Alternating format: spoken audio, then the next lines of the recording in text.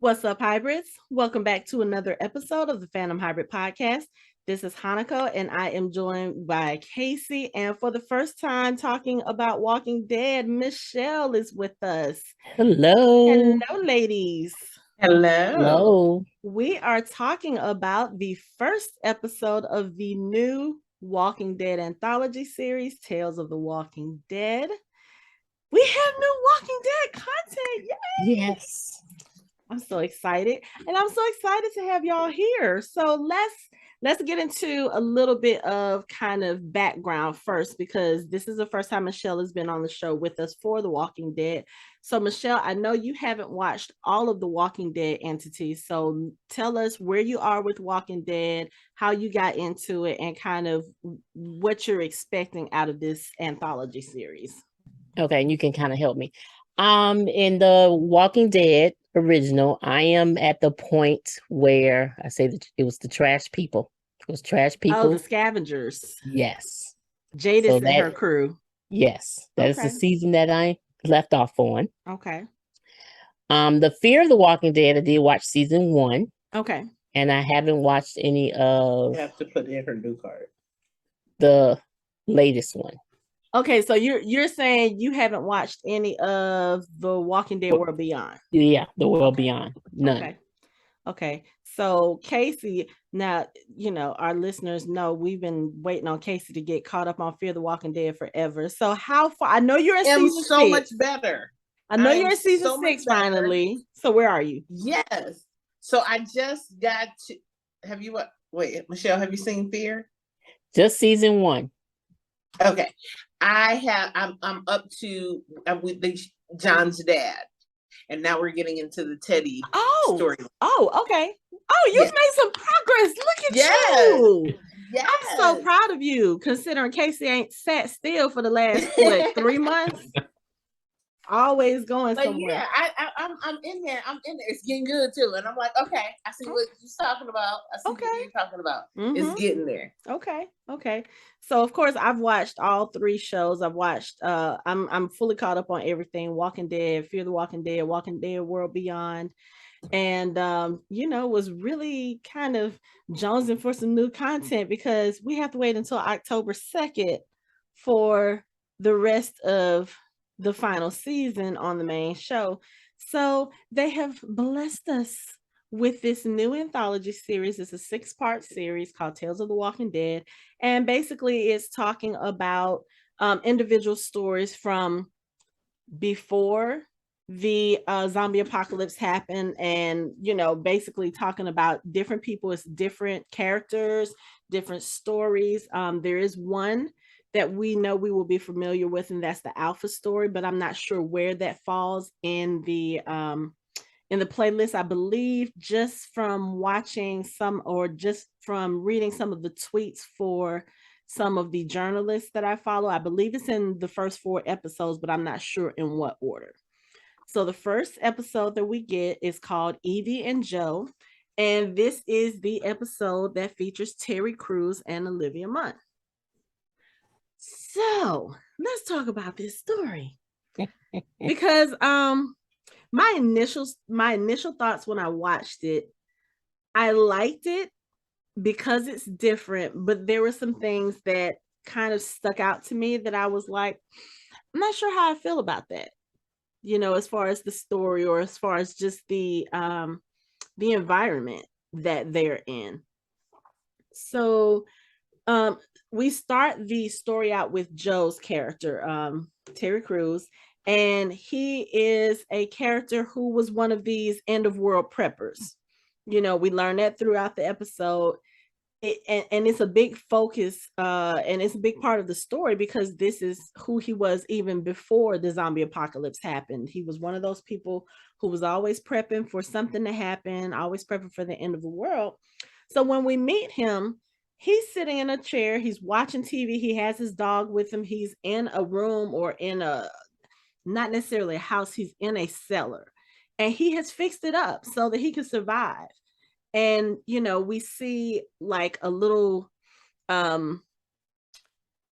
we see that he's written down something about what is it, days since the world lost the game, or since the world blew the game, because he's a huge football fan, and it says 402. So this is roughly a year after the start of the zombie apocalypse, and he seems to be doing pretty well.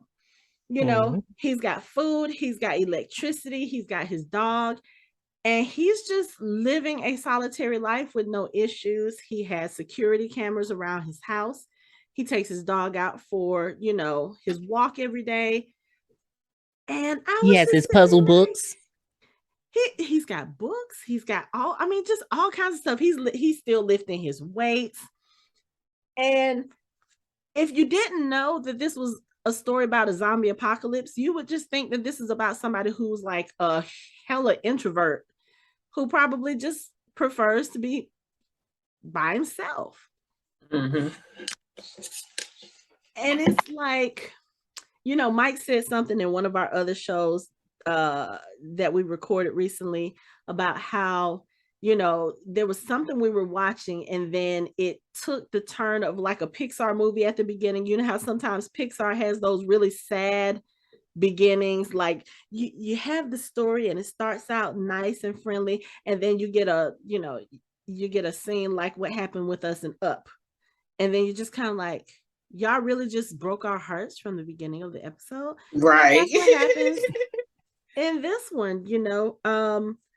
So we see him going through the rigmarole of his day-to-day existence. There's really nothing for him to do, so he does the same thing. He watches reruns of Ohio State football games, and he takes his dog out and he does his Sudoku puzzles and all of this other stuff, and it's day by day by day. You see the same old thing, but we see that the dog is starting to get older, and he's starting to have problems getting up the stairs, and then it gets to a point where he starts going to the bathroom inside the house. So Joe takes him outside so that he can use the restroom, and all of a sudden they're surrounded by walkers.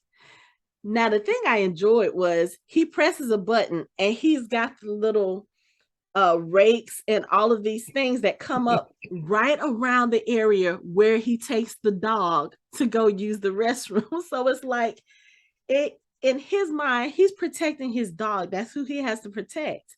Yep. Unfortunately, one gets through,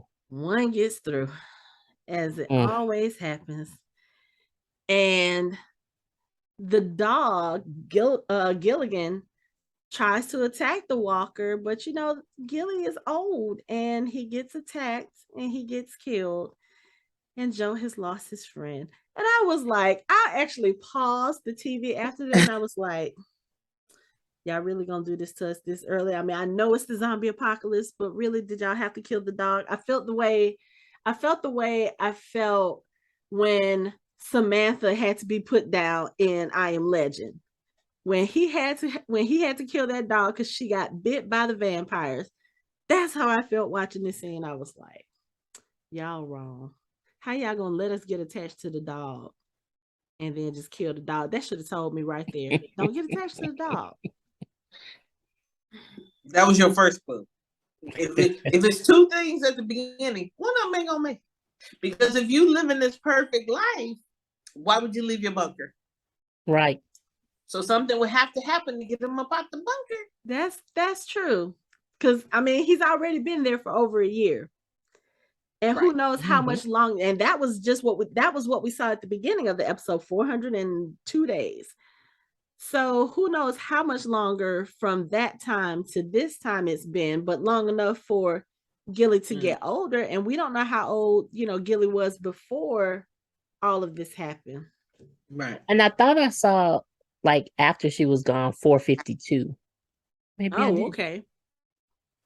When he was sitting there lonely. And I think he went to go pet her, and she wasn't there. Oh, yeah. That made me sad too. I was like, really? Y'all really gonna pulling at the heartstrings? But anyway, so like you said, he goes through his days, and you can see it gets to the point where he's starting to get depressed. Like he gets up out the bed, And then he looks and he's like, nah, I'm just gonna go back to sleep. And he literally goes back to sleep. And he's sitting there watching his game, and not with the same enthusiasm as he usually does, because he's usually like lip syncing the word, the commentary, like word for word. He's watched it so many times that he knows exactly what they're going to say, when they're going to say it, and how they're going to say it. And he reaches over to pet Gilly, and Gilly is not there. And I was just like, okay, so what are we going to do now? So we see him go through this routine a few more times, and then he picks up his Sudoku books to try to do it, because as he told Gilly, he was like, yeah, you got to keep your mind sharp. But he's done all the pages in all of his books. Then he starts throwing things, and he was like, okay, you know what, at this point you think he's about to lose it. Then he looks and sees these boxes that he has, and he pulls the boxes out, and apparently he had been chatting. It really looked like printed out message boards. I know I'm dating myself. I know I'm dating myself. But when I was a youngster, we used to have, when I was a younger adult, we used to have these things called message boards, which is basically, it's kind of sort of like Discord servers now, for those who are like, what is a message board? So he's actually printed out these conversations that he's had with one particular person. You should be scared. And this person was also a prepper, so they kind of bonded about how people thought that they were crazy, and people thought that what they were doing was ridiculous and stuff like that. So he starts going through these things, and I guess he's reminiscing, and he's kind of like, okay, you know what? I can't be here by myself. I need to go connect with someone. This person is a prepper, so they should be okay too. Right.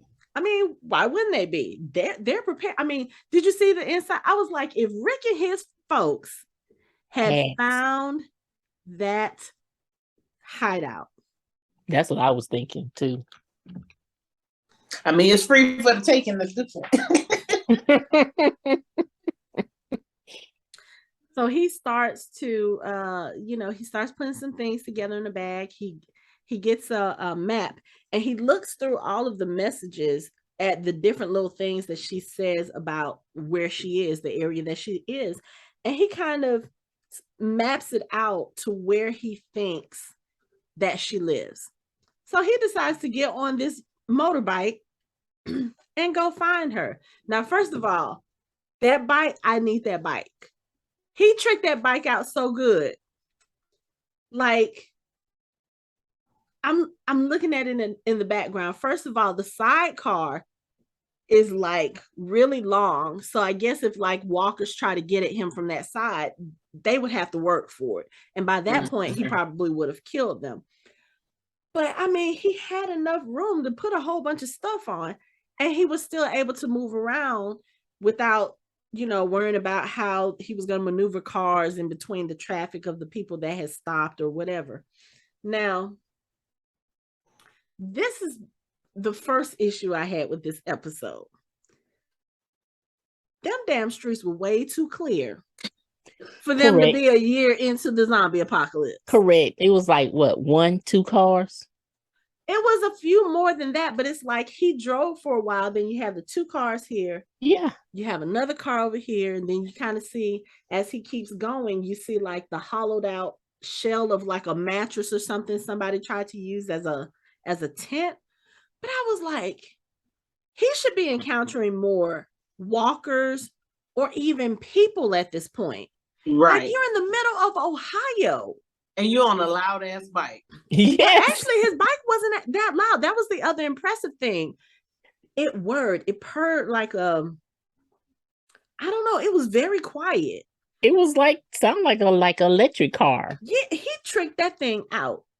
Like, he was like, I'm gonna make sure nobody knows I'm coming, which is good. I mean, if you think about it, with Daryl's bike, everybody and their mama can hear him coming. He can't sneak up on nobody. Not a soul. Not a soul. But this one, I mean, he gets around and it's just, like I said, I felt like before he met up with Evie, who was the other main character in this story, he had no resistance.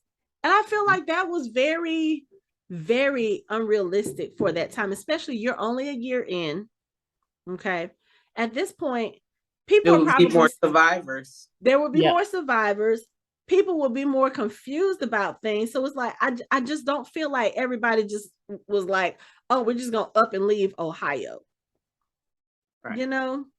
Right. And even if they did, we should have seen more bodies. I can't recall seeing any bodies of any walkers or anything. No herd. Nothing Mm-mm. until he got to Evie.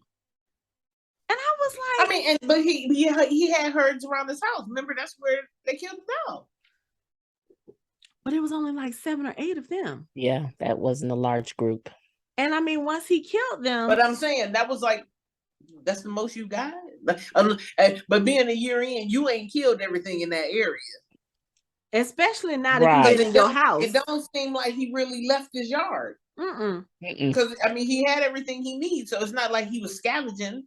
Right. It's And not if like you he was think out about looking it, for anything. yeah, and think about it. Gilly went to use the bathroom in the same exact spot every single time. That's why he had the trap laid there. Because okay, if we're outside, this is where we're gonna be. So this is what needs to be protected. Right. So I don't know, and even just I guess you can figure out how to kill them from trial and error, because I'm sure those weren't the first walkers to come into his area. I'm sure that's why he set the traps. But it just still, I don't know, for me, it seemed weird because even with Rick, when he first came out of the hospital, he didn't find live people, but he found lots of bodies.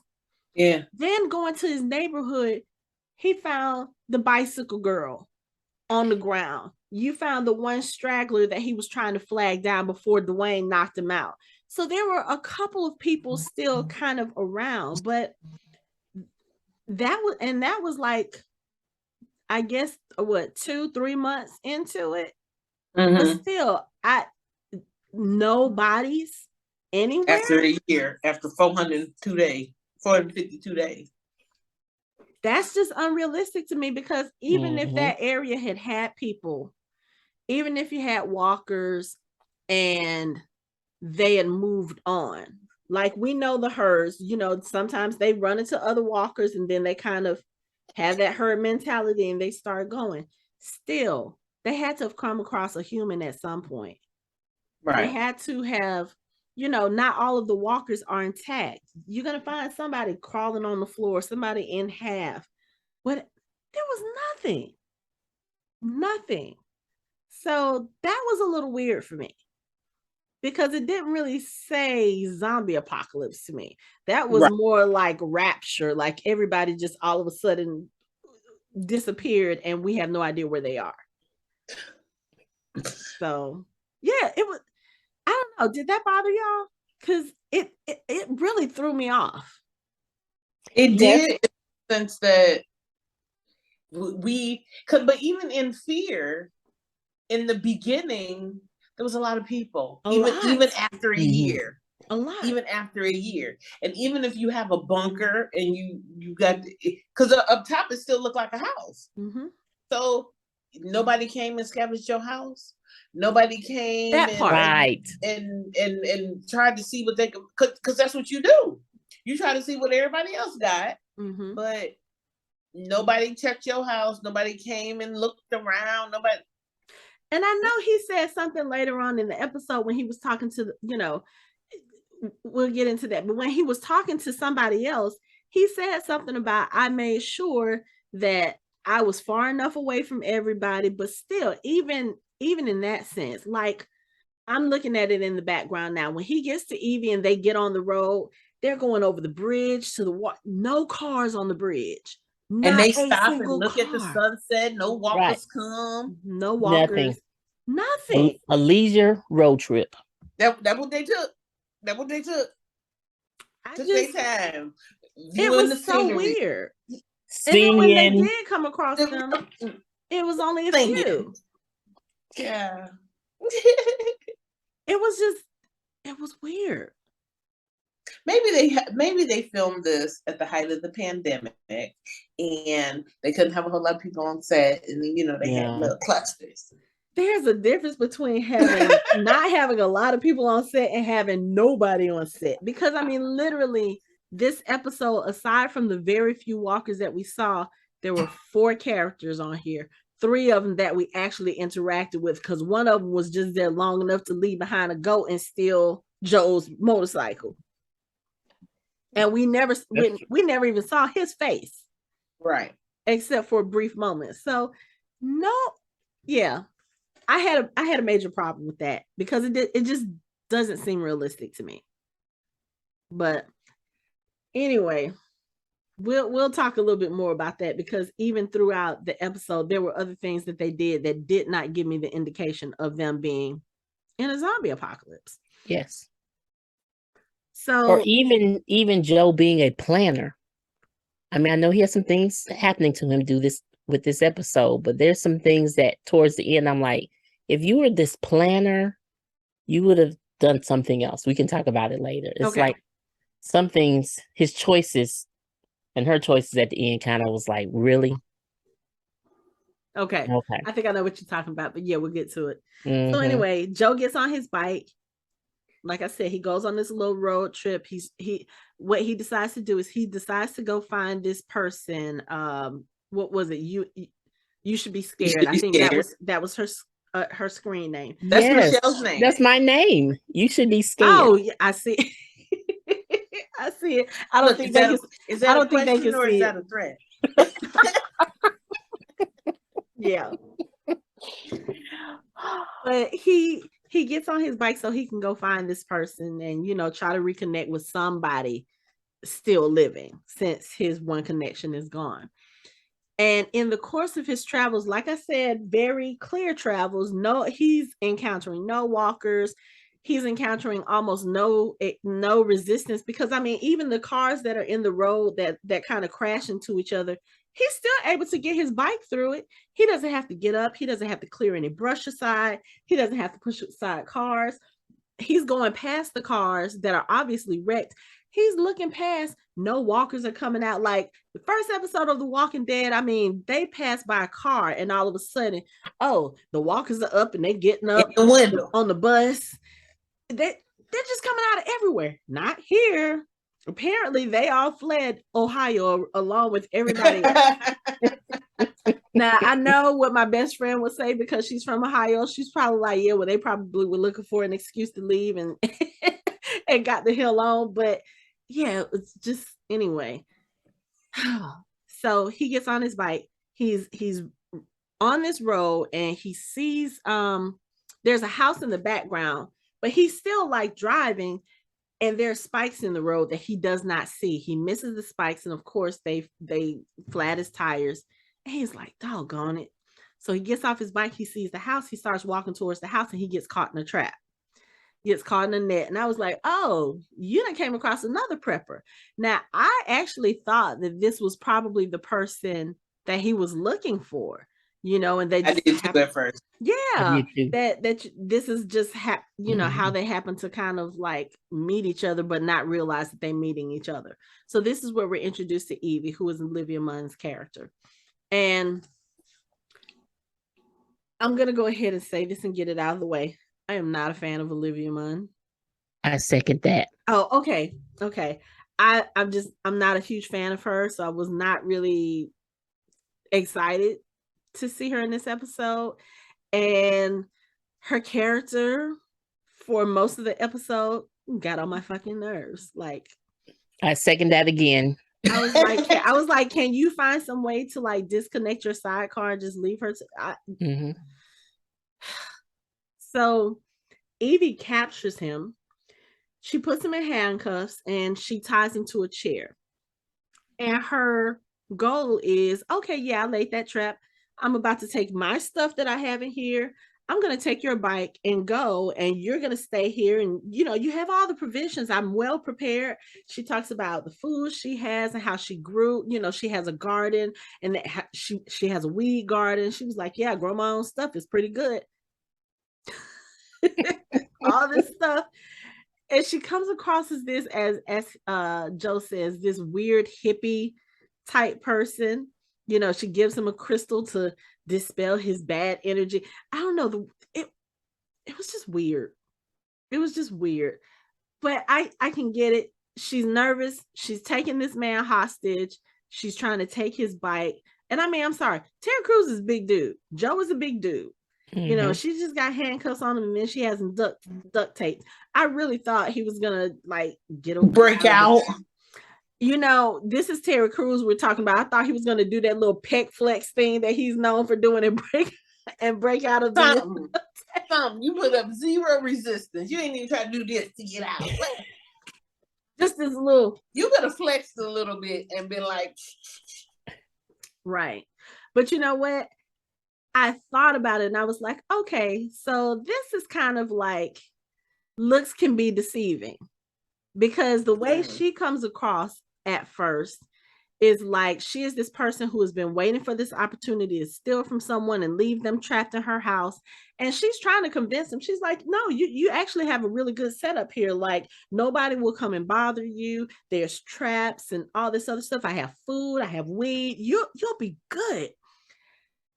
And like I said, he, you know, when we see him in the beginning, he's lifting weights, you know, he's buff. You think he'd be able to break out of that little. You could have got out that damn duct tape. I mean, cuffs probably not so much. Yeah. But the duct tape. I mean, if Maggie can do it now.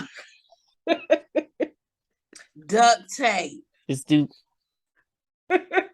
But anyway, so they get to talk and they have this conversation about why they're on the road, because she was like, well, if, you know, he was like, I had all this stuff, and she was like, well, why did you leave if you had it so good?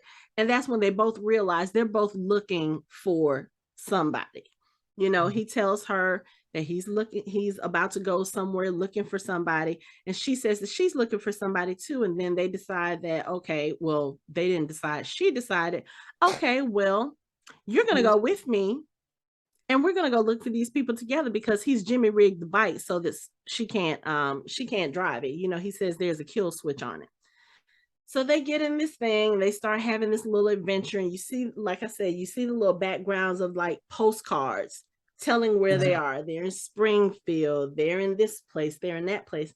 And again, all through these travels, no walkers. They're encountering. And they was getting good gas mileage.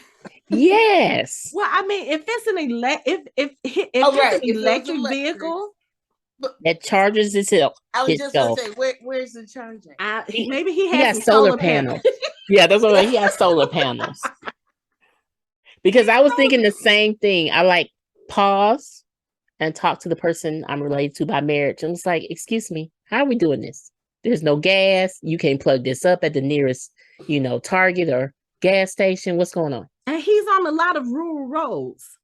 So and he changed that tire. And he changed the tire. Like you had the extra spare tire. Where you get the extra tire from? He probably now. I will say this: if he's that kind of prepper, he probably did have either a patch kit or he had extra tires and all that extra equipment he had on that sidecar. Okay. I do think he probably did do that. He seems to be the kind of prepper that maybe thought ahead, like, I'm not going to make it across the whole country on these two tires, if that's what he was doing, because we don't really know where his destination is, except that it's somewhere around Flint. And, you know, that's several days drive on a electric powered bike, you know? Right.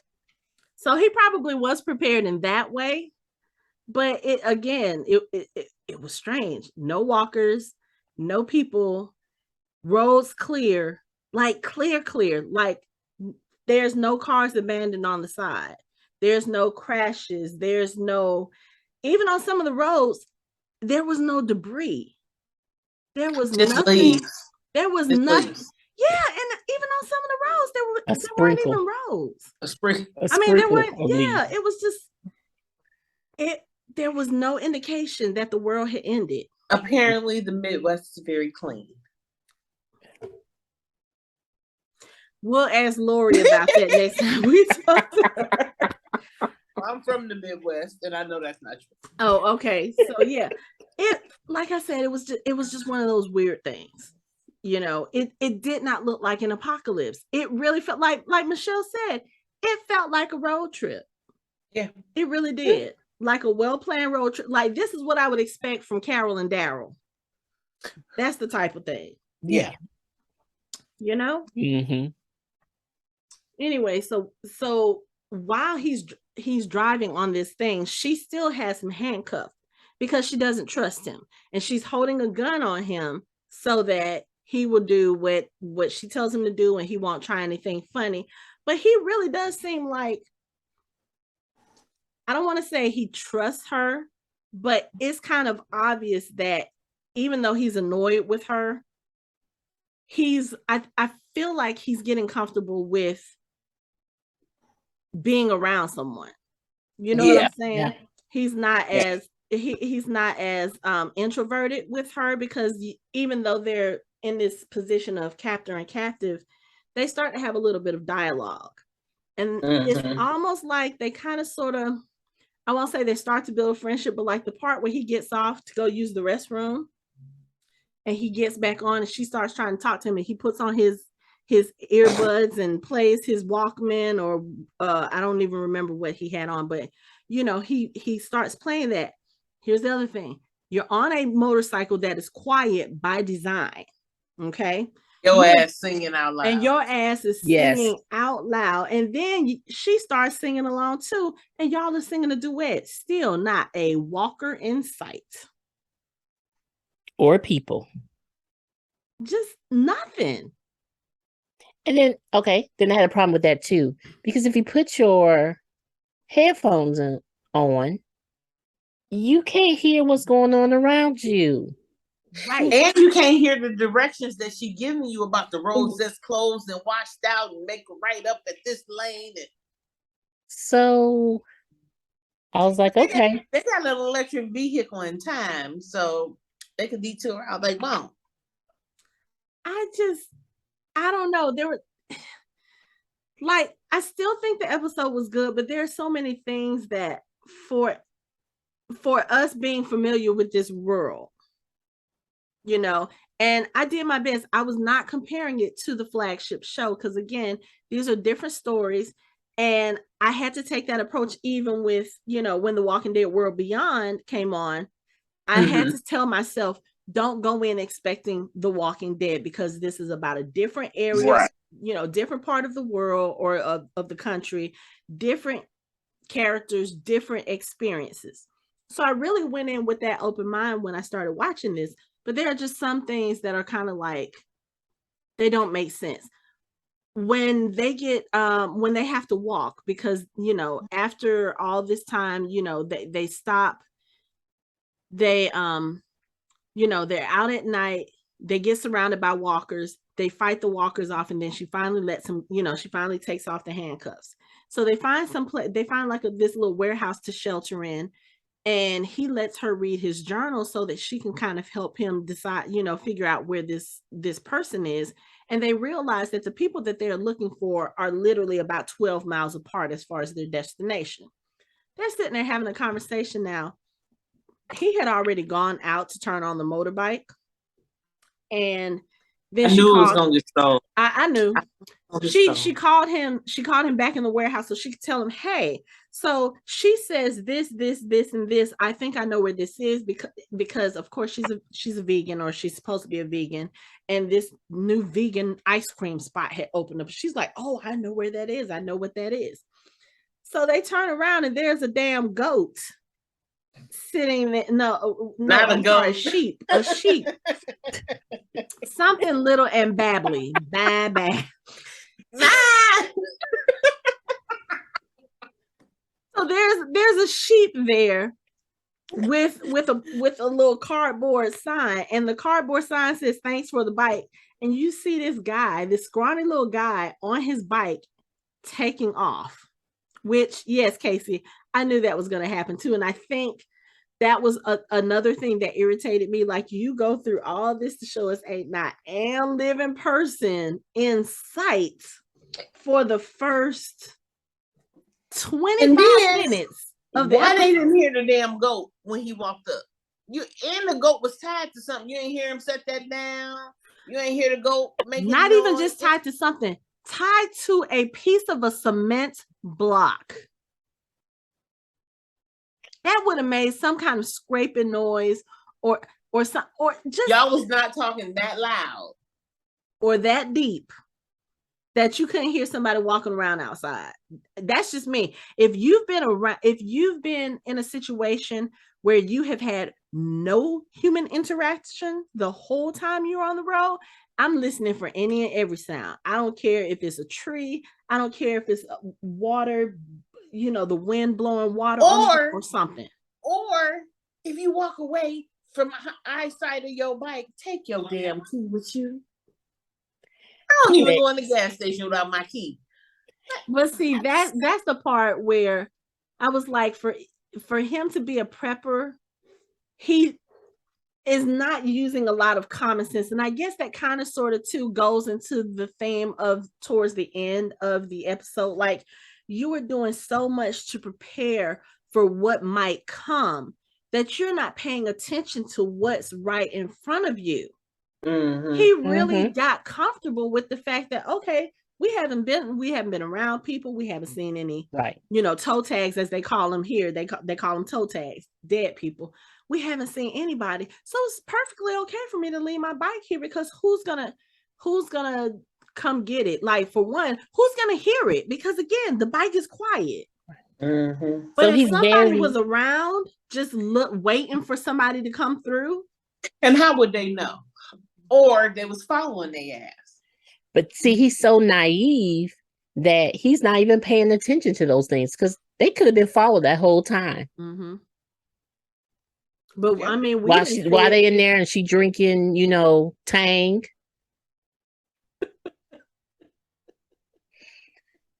That man was outside waiting. Tang of all things, I tell you. But yeah, I mean, he's just naive to. There's people out there wanting your bike, wanting to get your supplies. He hasn't encountered those types. But he was so prepared to not leave his place. So he was content in his place.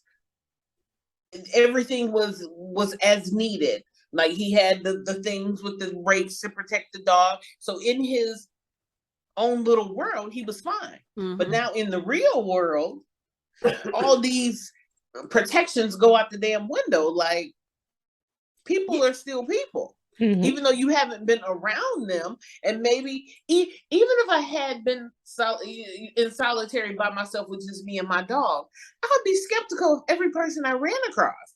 Because just like they were talking about when he was doing the messages in the beginning, people think we're weird for preparing. Like, now we're at the end of the world. People want what you got.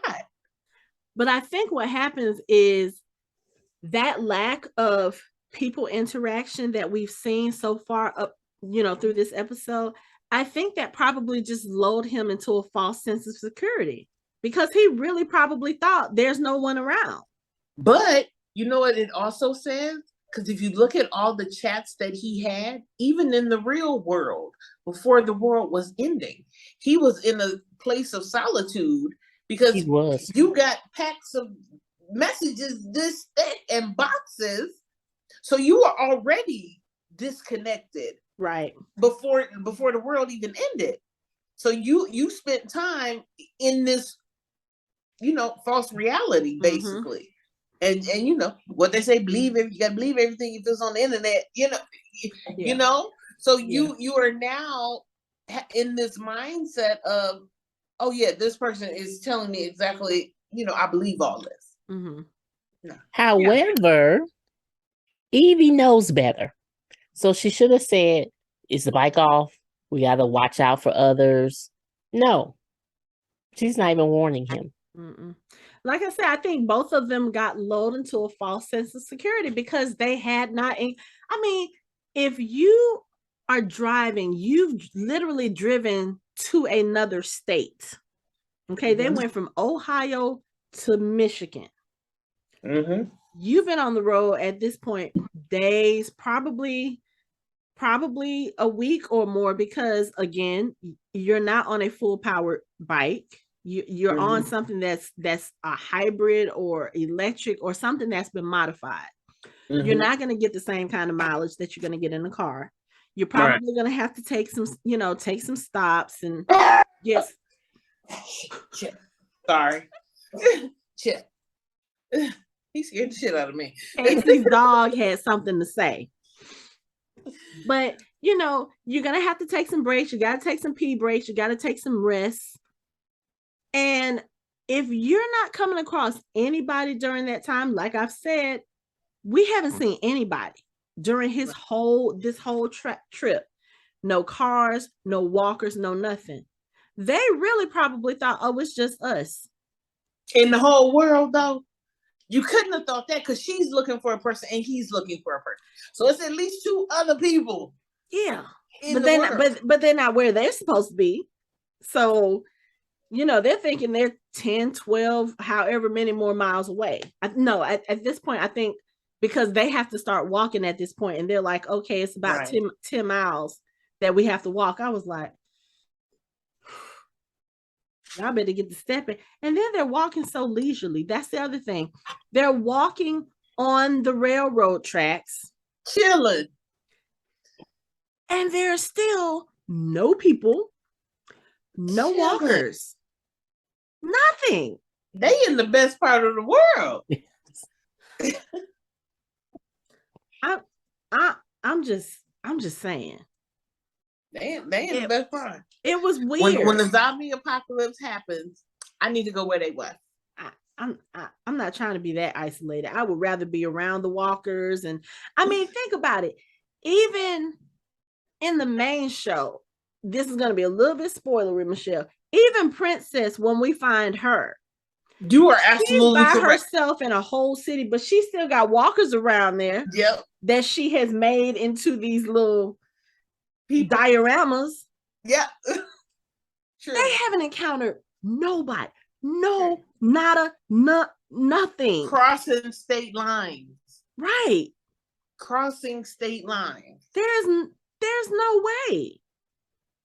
There's no way. Can you think of how much walking our group from the original show has done? How much walking? How many people they've encountered? Even way back in season 1, they came across the Vatos. Mm-hmm. You come across the governor's people. You come across, there's just so many people. And I know they were down south and we got a lot of folks, but come on now. It's still a lot of people in the north too. Yeah. It's impossible and highly improbable they ain't ran across the soul. And even for that fact, she ain't caught nobody else in the spike trap. Right. You the only person that came through there in 452 days. Right. I'm just saying, like she ain't caught nobody else. Yeah, because so here's my thing. Even if you are that type of an introvert, the type of person who keeps away from people, we know that those people exist. We were talking about his stack of papers. We know that there's literally a stereotype of people who sit at home in their basement and all they do is interact with people online and they never interact with people in real life. Okay. Absolutely. I get that. You mean to tell me you don't have any family that tried to come find you, that reached out to you when the world ended? Like, I was so concerned about that. You were so set in your ways and your safety that you had no concern for anybody else? He left his sister behind. He probably invited her, but she ain't had the super bike. Or was it his sister or the other girl's husband's sister that they were talking about? Because I think it was. Was it her sister? I thought it was Joe talking about his messages. That's what I was trying to remember. Yeah, and then I thought he talked about his family. Okay. Yeah. Yes. And that's what I was talking about how they said they was overreacting by preparing. Yeah. So ain't nobody tried to come find you? Nobody. Let me just say, if it was me or anybody in my family and the world ended and I knew my brother was one of those people who was preparing for the end of the world, my ass is coming to your house first. What's the address? Google Maps. Right. Let's go. But if Right. that's your brother, you know where he at. All right, we'll be over there in about 7 miles. I'm on Right. my way. So even if something that happened to your family or whatever, still, if you're leaving your house for the first time, I understand you want to go see this girl or whatever the case is. You're not going to check on family first? No, because he know they're not prepared. They're dead. He's reaching out to someone He who's only checking prepared. on people who prepared themselves. I still Yes. want that confirmation. That, I mean, I know that's just me, but still, just anyway. So Let's just say if his sister name was Sarah, he probably like, Sarah died. She has nothing about her. She probably walked out to get the mail and was bitten. So I'm not gonna worry about her. I'm sorry. And her husband went out there to protect her. He's gone too. Well, anyway, so as we said, the bike gets stolen and all of his, like, they had loaded the bike up. So now everything gone except for the clothes on your body, the shoes on your feet, and that damn goat. And your goat.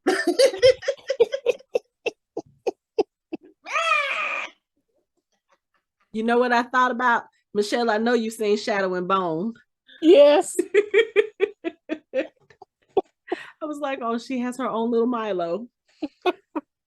But they get into this argument at this point, which is kind of, I guess it's understandable, because at this point now they're starting to blame each other for why the bike got stolen. She's like, well, you should never left the keys in. And he was like, why would you? Or no, why you you ain't like, have the kill switch? Right. The one that was supposedly had the kill switch. And he was like, the kill switch isn't activated if the bike is on because I've already turned it on. And then not only that, when the bike is getting stolen, he reaches down and grabs her gun to go after the person who stole his bike. He was about to kill him. And she's like, no. He pulls the trigger and the damn gun is empty. She was bluffing the whole time. Talking about you should have known. You should have known it wasn't unloaded. Why would I know that? Because I don't like guns. I was like, you know what? We would have had to fight. We'd been fighting in the middle of the I was just looking at her. So you done kidnapped me with an empty gun. She's so fucking chaotic. Like, how are you still this chaotic one year after the world ends? So then they get on this. He was high. Right. And she had no one. Like, she didn't have a dog, a cat. Right. She had no one. Right. So was he her first and only interaction in 452 days? Probably so. Okay, because here's the story behind her. This is who she's going to look for. So apparently she got married not too long before the world ended. And she got married in this kind of like yoga, art therapy type retreat that she went on. She met the guy who would become her husband, that, you know, and they both had issues. They both worked those issues out. But one of the things that she said that her husband did was he found his therapy through art.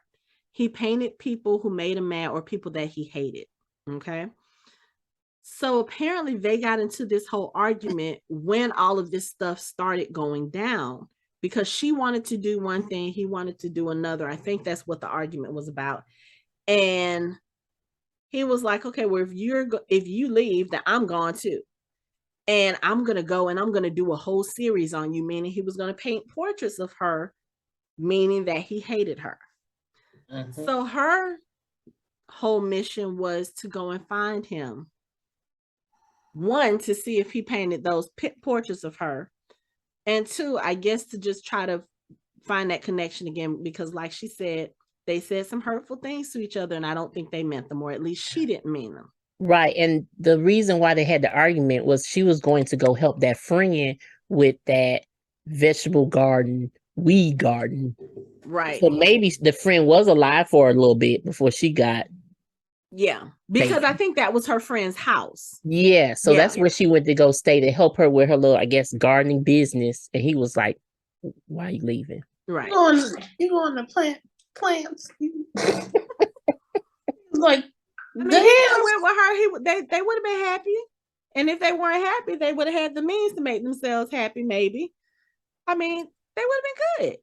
But anyway, so they both get into this argument about the different things. He's like, oh, you just want to go make sure that he doesn't hate you. And, she's like, oh, well, you just want to go meet this girl because what was it? You spent your whole life prepping for this or for the world to end that you didn't actually have a life. And, they both get into this argument. They go their separate ways. He goes off. He finds You Should Be Scared, aka Sandra was her name, I think. Mm-hmm. Cuckoo for Coco. You should be scared. You should be scared. So he finds her house. He's trying to figure out where she is. He sees the video camera and he's like, hey, it's me. What did he say? One dot something. I forgot what his call name was. Dot the I. Dot the I. There you go.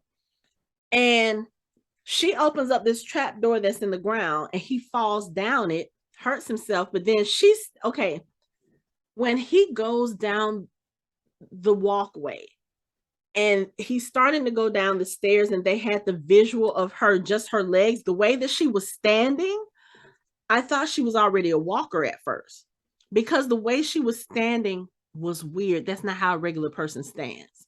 She was standing there like she was ready to attack. And I was like, what the hell? And he so willingly walked his ass down like, yo, naive ass. Well, there were walkers there at that point. There were what, 1, 2, 3. There were 4 walkers there. So, he was trying to get away from him. He didn't realize that, oh, there's stairs that will take me down here. No, he just jumped down. Jumped in the hole. Now, I don't know what kind of money this chick has. Because that doomsday bunker was nice. I need one of those. That was professionally We really done. go there and be content. Concrete walls. Very much so. LED lighting. Stairs. Yeah. Nice fixtures. I mean, it was like designer bunker. Designer. Okay, you really was prepared for the end of the world. And you know what? I've thought about this just thinking about The Walking Dead recently. I was like, okay, so y'all know, like the last couple of weeks or a few weeks ago, the Mega Millions jackpot was like $1 billion, like $1.3 billion. So of course everybody's playing. I played and I was like, okay, what would I do with $1.3 billion? And I've always said if I won a huge, huge lottery like that, I actually would buy me some land and build me a house, but with a doomsday bunker, just in case, especially with the way things are going in this world now. I was like, yeah, I would do that. And I was like, what would it take to get something like that done? Like, how long does it take? Her bunker, even in the entryway, when she's standing there waiting for him and they sit there and they're talking to each other, she has a leather bench sitting right there. Yeah. I was like, she took time with her. She did. Like she planned it. She planned it. How long does it take to plan those things? How long does it take to build? That's what I want to know. That's what I need to know. Or she could have waited, the world is ending and there's nobody around. You just go to the store you want and give it to them. Yeah. But she was by herself. So how she get all that stuff? So it had to be pre-apocalypse. It had to be. That thing was too well made. I mean, she's got like at least 10-foot ceilings in that place. So let's talk about this. Okay, so she was planning this when she was married and she started it. And then it said her husband died. We don't know how he died. And there was probably some insurance money. And she got that bunker fixed. Okay. And made. Let's just say that. Okay. I can go with that. But anyway. Because they have a nice house in the background too. Her house was nice also. Yeah, it was. So they meet and she looks really surprised that he's there, which I would be too. But something about that whole interaction felt off because I'm sorry, I have a lot of friends that I've made online and have been friends with for years. When I get to finally meet these people in person, the first thing I'm doing is giving them a hug. You're a little happy about it. Yeah, especially you're in a world now where probably 75-80% of people are dead. This is someone living and breathing that you know in front of you. Like a person you can touch, not a stranger. This is somebody. Go ahead. This is somebody who wanted to find you so bad that he left out of his own doomsday bunker and traveled across several state lines to come and find you. I can't even get a handshake. I was like, this is weird. And I understand she could have been weary of him, which, you know, we found out later on she has reason to be. But it was still such a strange vibe coming from her. And I was like, turn around and run. She put me in the mind of those little twins in The Shining when they're just standing at the end of the hallway. Yes. Your creepy ass. I would have turned the hell around. Be like, you know what? I'm good. I'm gonna go back home. I see you okay. you got this. Right. So she brings him in and she's like, are you hungry? Have you been traveling long? Do you want something to eat? And she gives him a brownie. I was like, right. Who immediately eats what somebody offer you? Well, I mean, if you've been in the apocalypse and you've been eating off rations and MREs, which we still need to get some of those cases. We said we were going to get some. There were some MREs that Daryl fought some dead walkers over. We were like, we want to get some just to see what they taste like. They actually sell them on Amazon, so we might end up still doing that.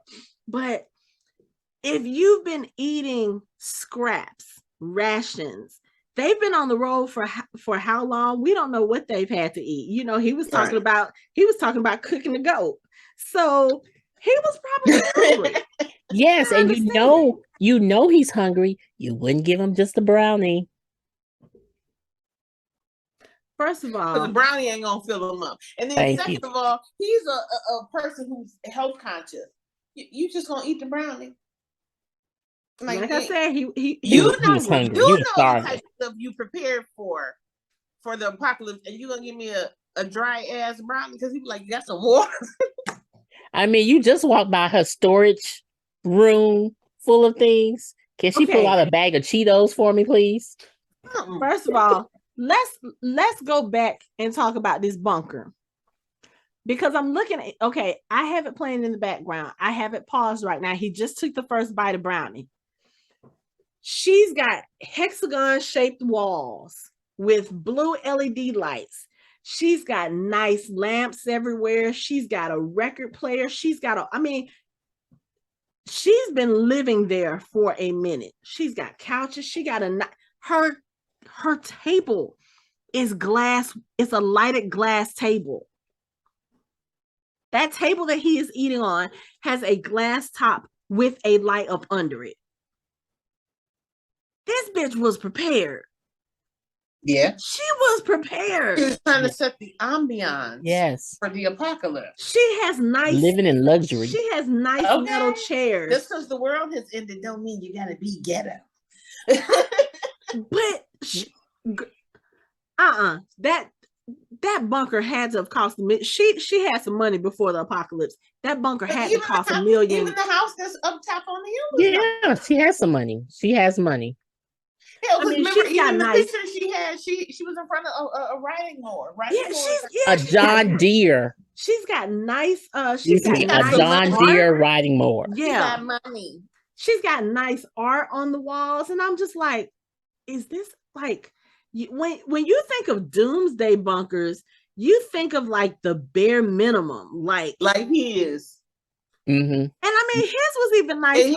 His wasn't bad, but that's what you think of. You got a bed, you got your rations, you got, your little source of electricity, TV, some VCR tapes. Right. But anyway, going back to this brownie. But you got vaulted ceilings and LED lights. Not just vaulted. They're literally hexagon shaped. They're nice. She got Anyway. money. So going back to this brownie in this conversation.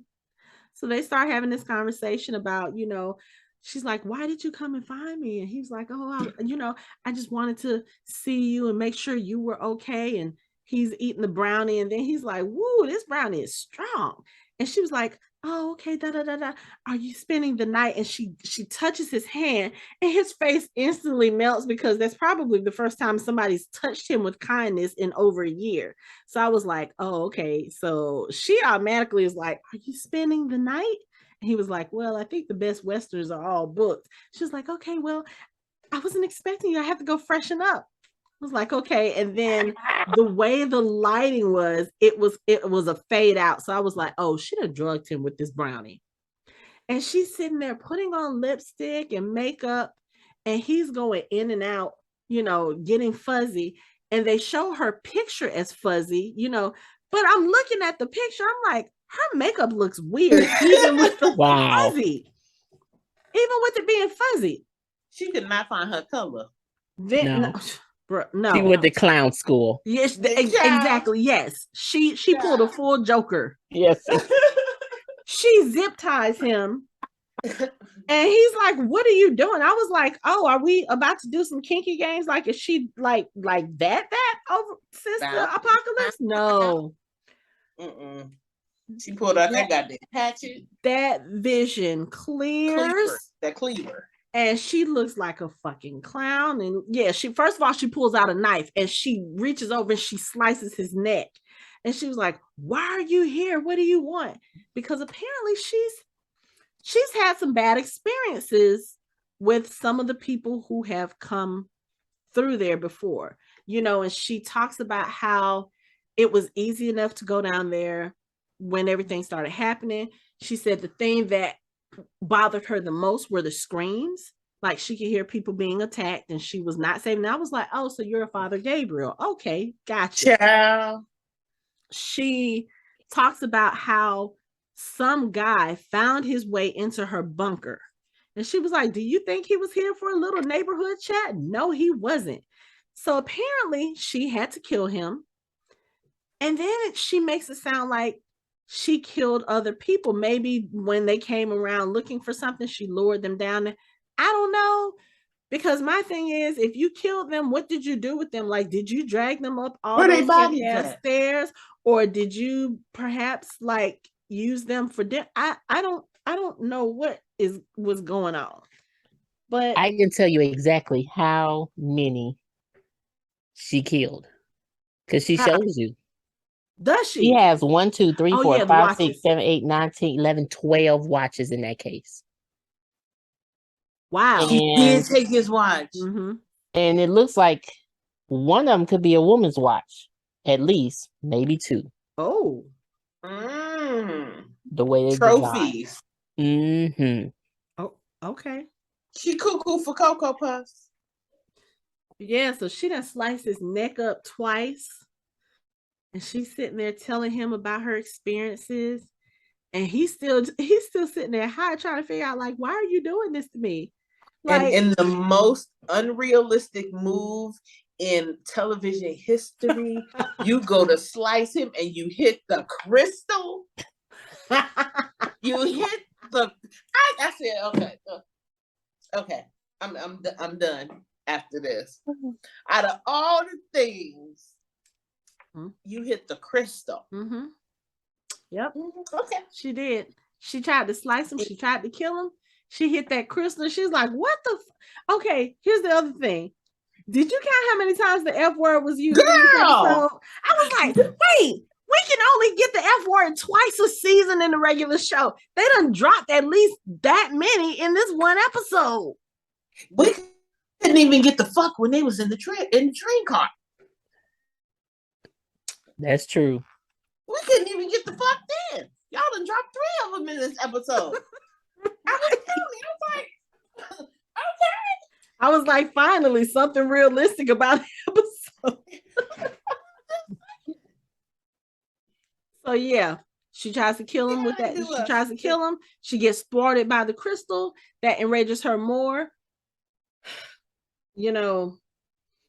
And then of course her alarm goes off because okay, we're gonna take a break from them. Evie has found the cabin that her husband supposedly was in.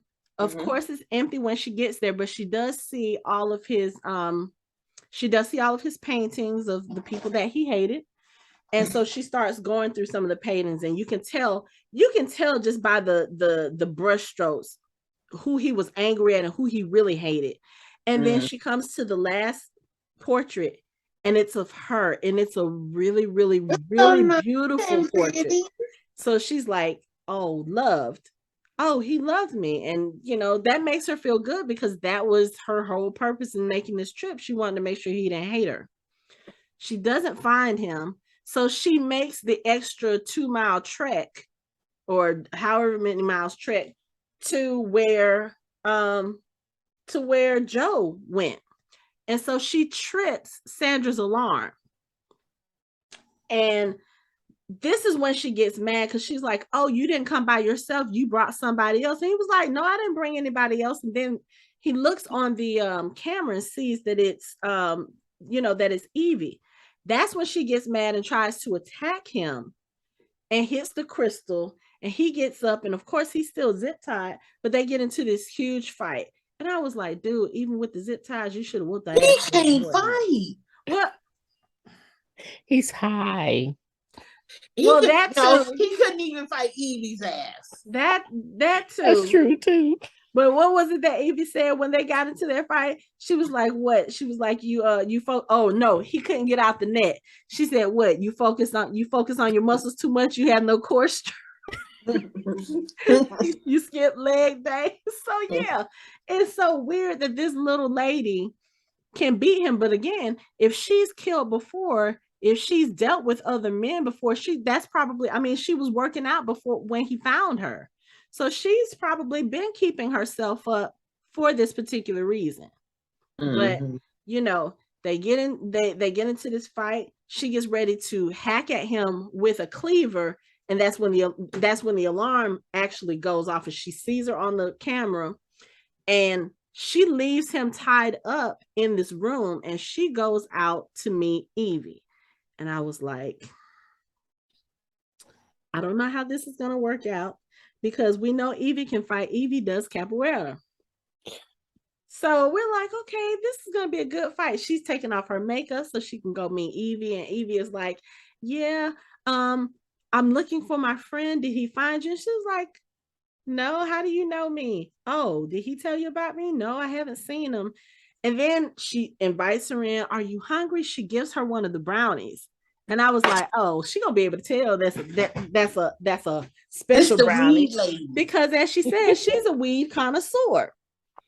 So while she's sitting there still trying to figure out what's going on, Sandra's like, go ahead, are you okay? Go ahead and finish up the weed, finish up the brownie or finish eating. And Evie says, you should really be honest and tell people that you're putting edibles in their food.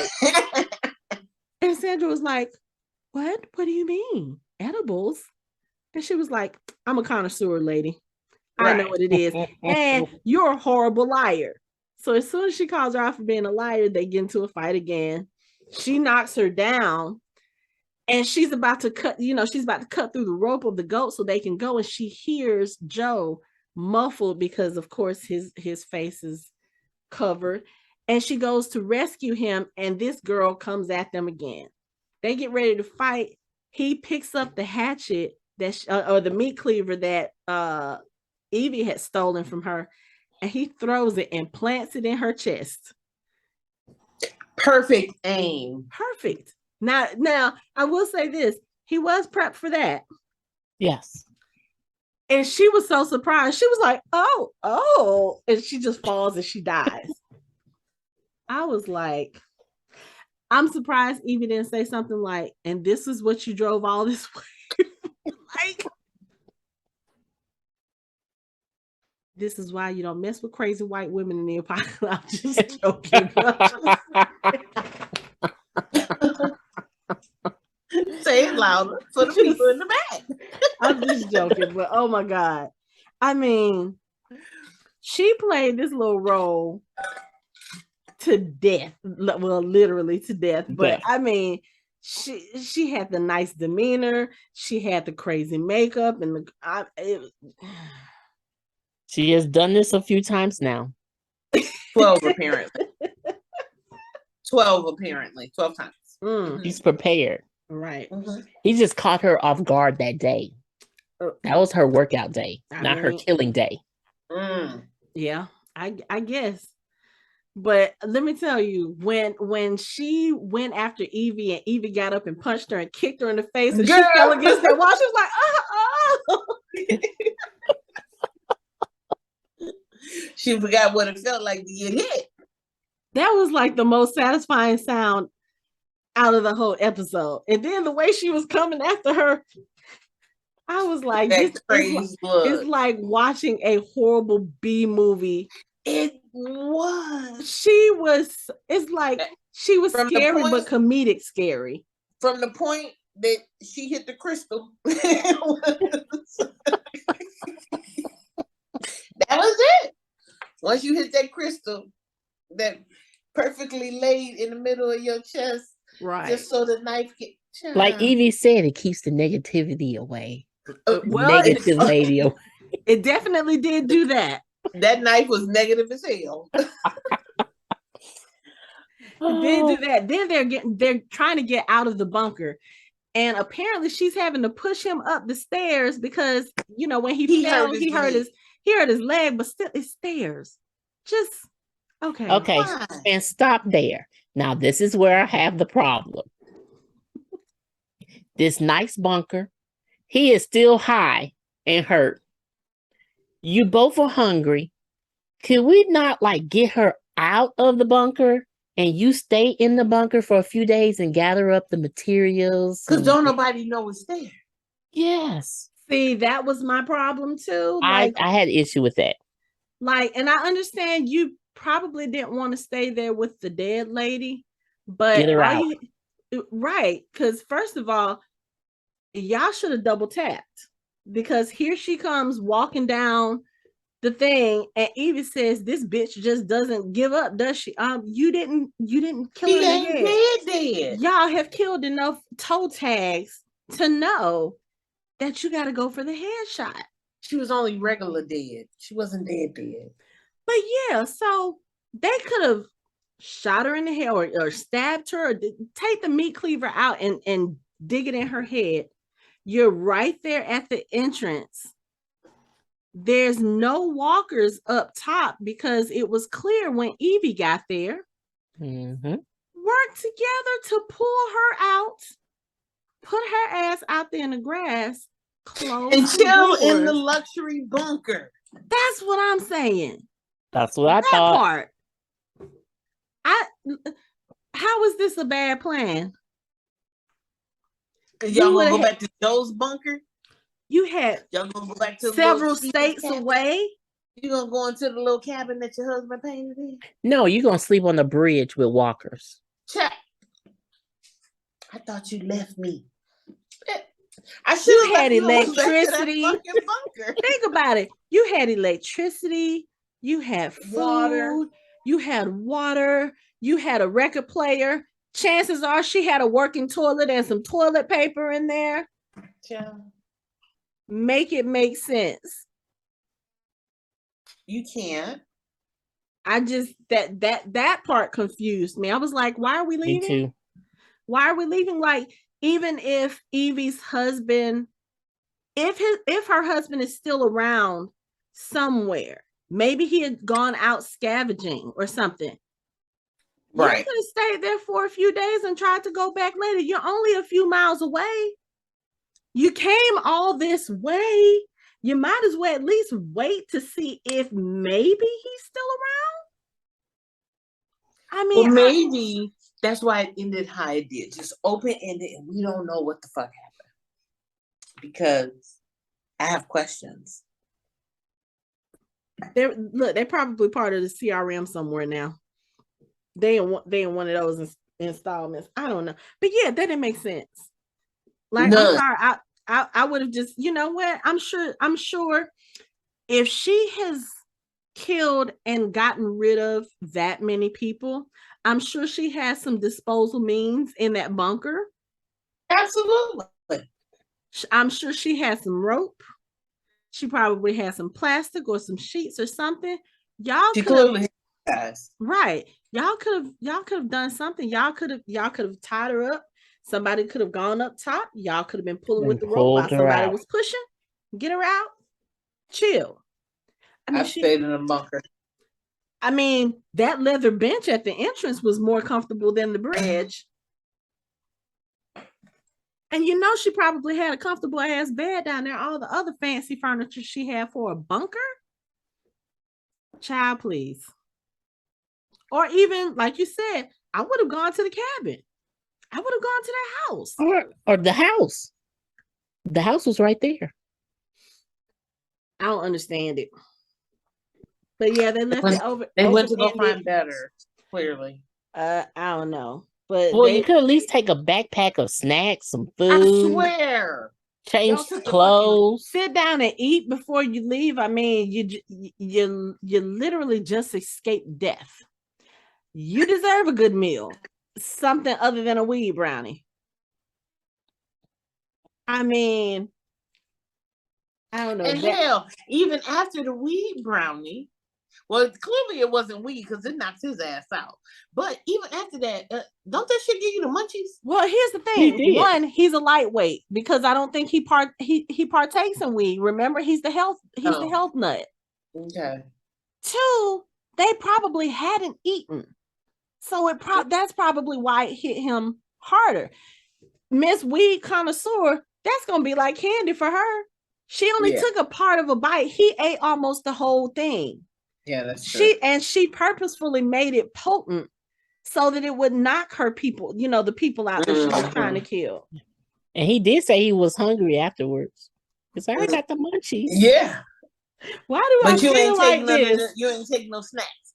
You ain't take no snacks. You ain't take no water. You took a fucking goat. I wonder how long they kept that goat.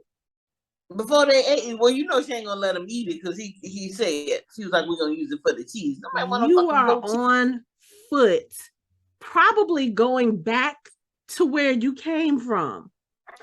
Your ass gonna get hungry because you didn't take anything from the bunker. You didn't take anything from your husband's house, cabin. Everything that you had was on that bike, and ain't no telling where that bike is now. We'll probably see that bike somewhere later down the line. Right, to tie them all together. Right. But yeah. You know what? It might tie them all together because in the very beginning, remember it had the 6 panels? Yes. And all of the panels came away and the bike was there. Yeah, I think all 6 of the panels relate to one of these stories. But I mean, no, that part I got. Yeah. But I'm just saying because it uncovered the bike. So yeah, it might. Maybe it's the journey of the bike.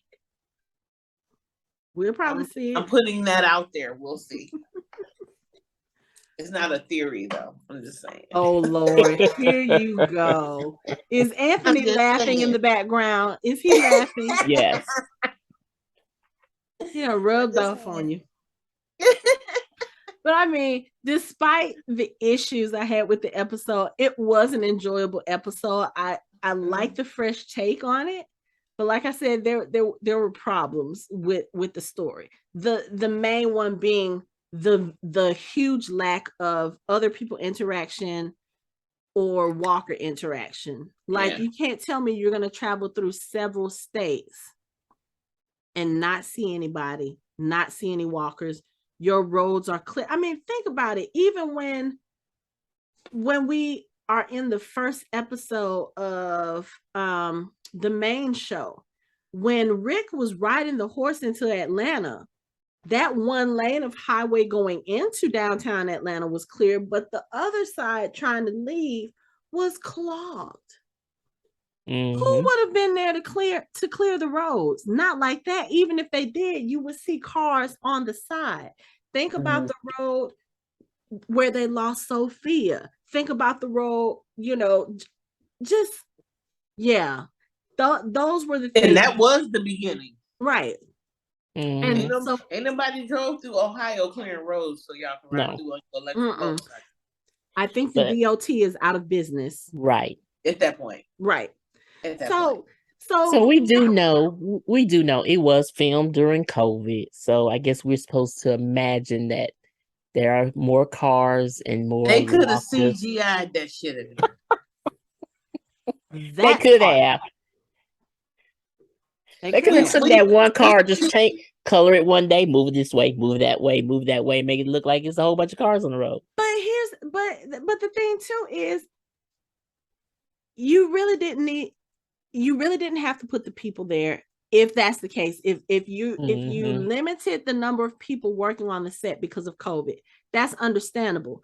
You can still bring props in to make it look like cars were abandoned, they were wrecked, they were scavenged, that sort of thing. Go ahead. It's still early on in the apocalypse. There should still be more damage because people were more panicked, trying to get out of cities, trying to figure out what the hell this thing is, trying to get away from people that they weren't expecting to wake back up. There should have been way more chaos in this episode than there was.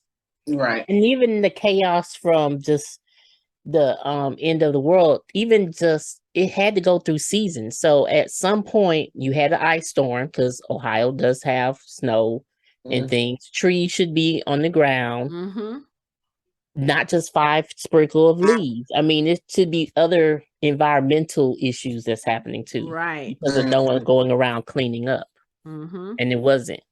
That bridge was clear. I mean, you didn't even see a bag of old McDonald's. I mean, nothing.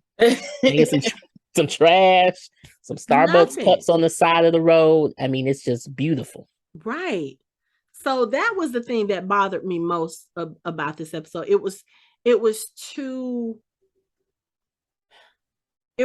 clean. Yeah. It was pretty. I won't say it was pretty because even the mood, you have when we watched The Walking Dead, the mood of Walking Dead versus the mood of this was light-hearted, a little bit more lighter, playful, brighter, cleaner.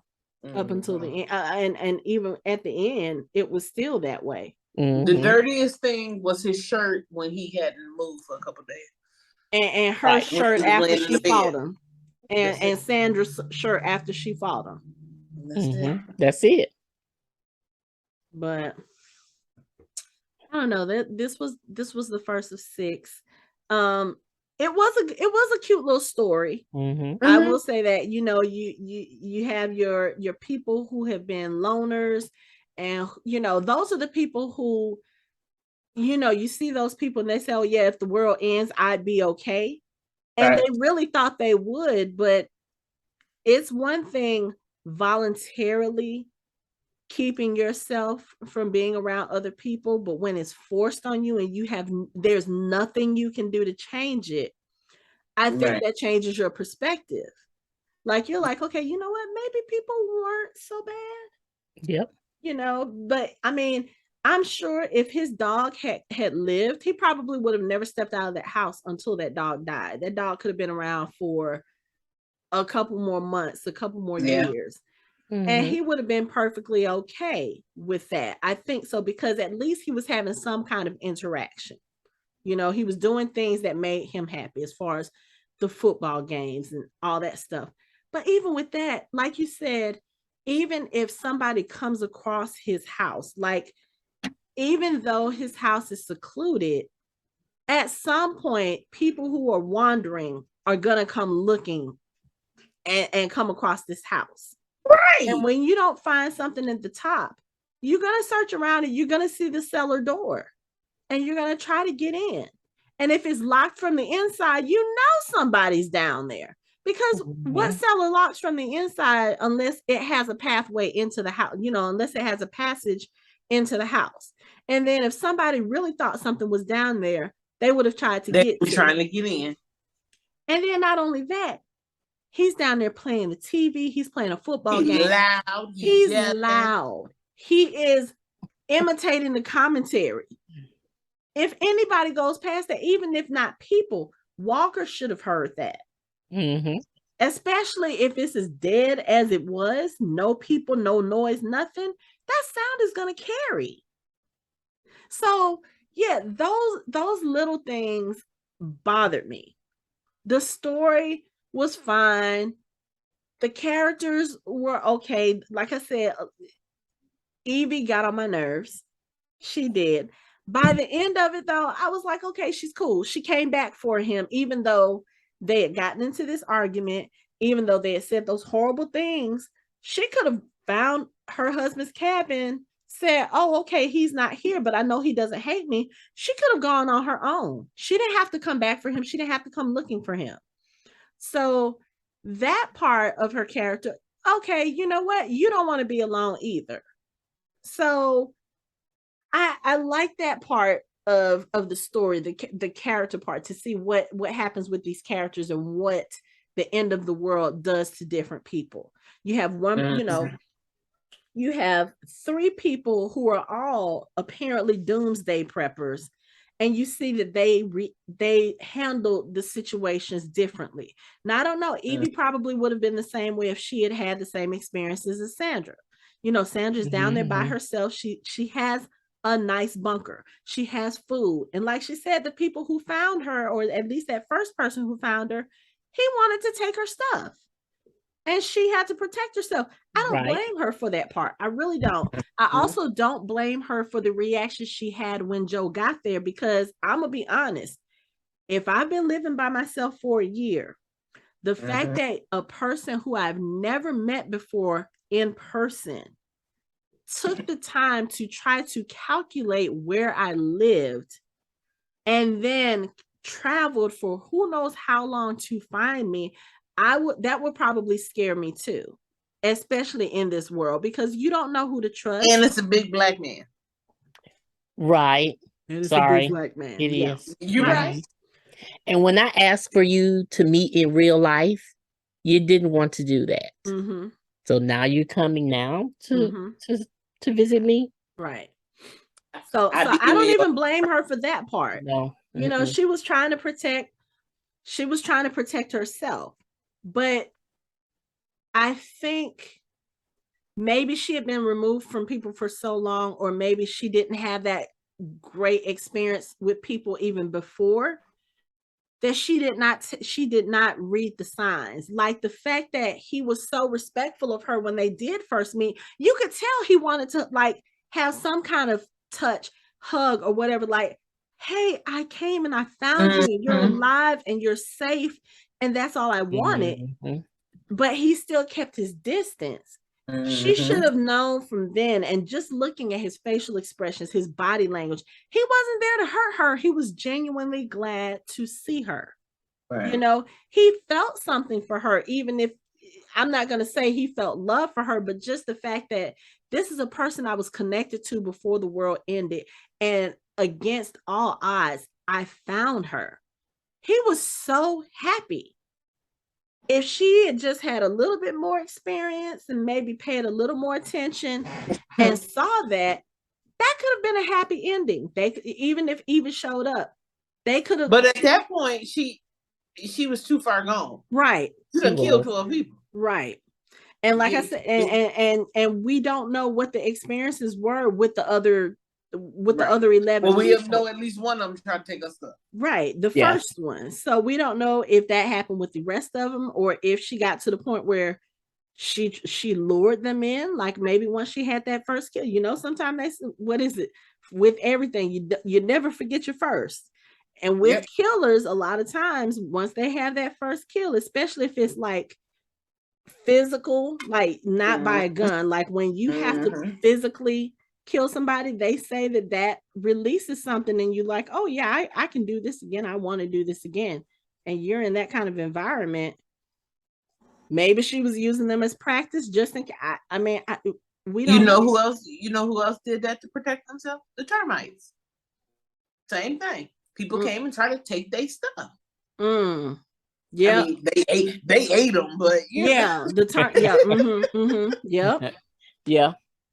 So, but yeah, this was like I said, I had some problems with it, but I actually did enjoy the episode. I'm looking forward to seeing what the other episodes are like, because I haven't read. I know that they've released some synopsis for the shows. I haven't read them because I kind of want to go into them blind.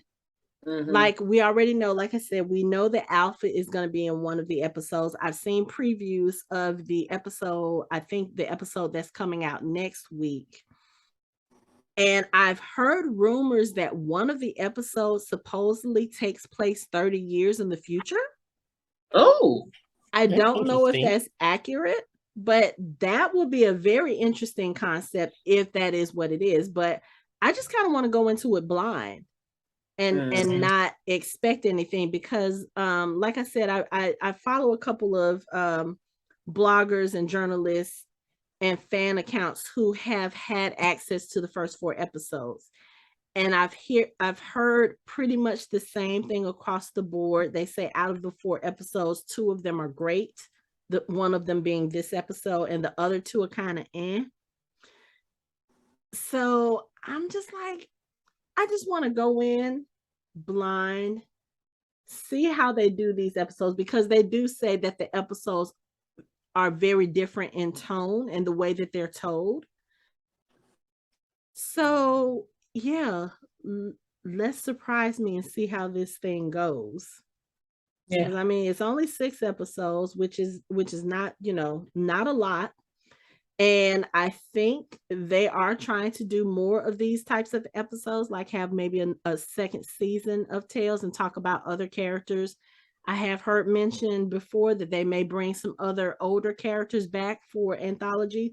I've always said that I would love that. Like, I really want to see Sasha and Tyrese's story, or you want to see other stories and see what their beginnings were. I wouldn't even mind if they did some of our current characters, like showed us what their life was before everything happened. I mean, I don't know if we're going to get that, because a lot of these actors have been like far removed from the show. They've gone on to other things. Like, I would love to see a Glenn episode, but Stephen Yeun has said he would not come back to The Walking Dead even for a flashback or anything. He was like, no, that time is over. So I can understand that, but I mean, I think it would be interesting to see where these characters started, the ones that we're familiar with, and then kind of see how that relates to the wider Walking Dead world. Yeah. So, yeah. But yeah, I enjoyed this episode. There were problems, but I did too. Overall, it was good. And Terry Crews is funny. Now I gotta go buy me a big ass crystal to protect myself from negative energy. I'm surprised you don't have one already. No, but it ain't that big. I mean, I need one that dangles. Yeah, you need to and sit in the middle of my damn chest. I know. But yeah, so we have another episode coming up in just a few days, because they did release this one early, a few days early. The next episode comes out on Sunday, which is great. Let's see. Y'all have anything else to say about this episode? Because there are some other Walking Dead things that I want to talk about before we get off this. No. I do though, like how they left it open-ended, so we, it could possibly so we can possibly run some kind of way. Yeah, we can run into these characters again. Absolutely. Or we draw our own conclusion if that never happens. Yeah. But I hear that Terry Crews is a huge Walking Dead fan, so I would not be surprised if we see him pop up again. You know, he's probably, now he's got his foot in the door. He's like, okay, so let me figure out a way to stay in here. I mean, and they've announced projects that'll keep them busy for at least the next couple of years. We're going to talk about some of those. Yeah, we're going to talk about some of those. You know which project I'm waiting for? Let's go on ahead and get this one over with. So Comic-Con weekend, we get the cast.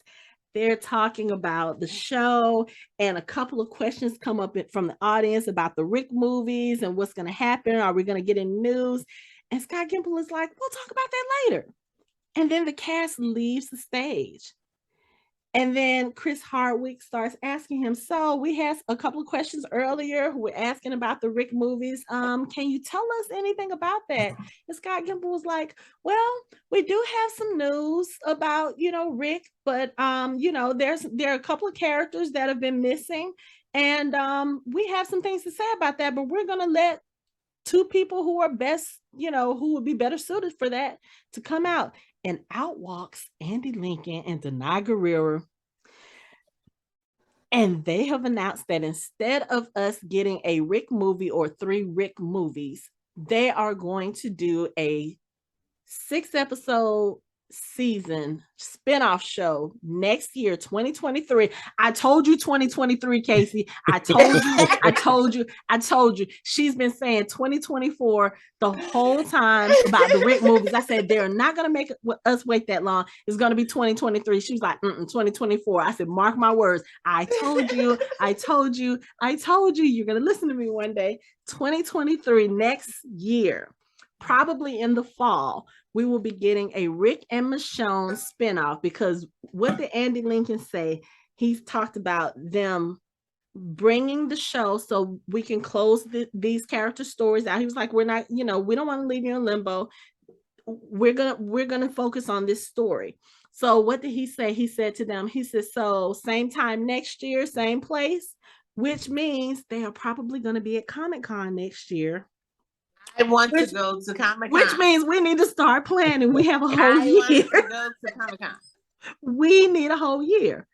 Because so we got wherever Danai is going to be, that's where I'm trying to be. He said, I cannot wait to put my cowboy boots back on again. When I tell you I burst into tears when he said that, I was like,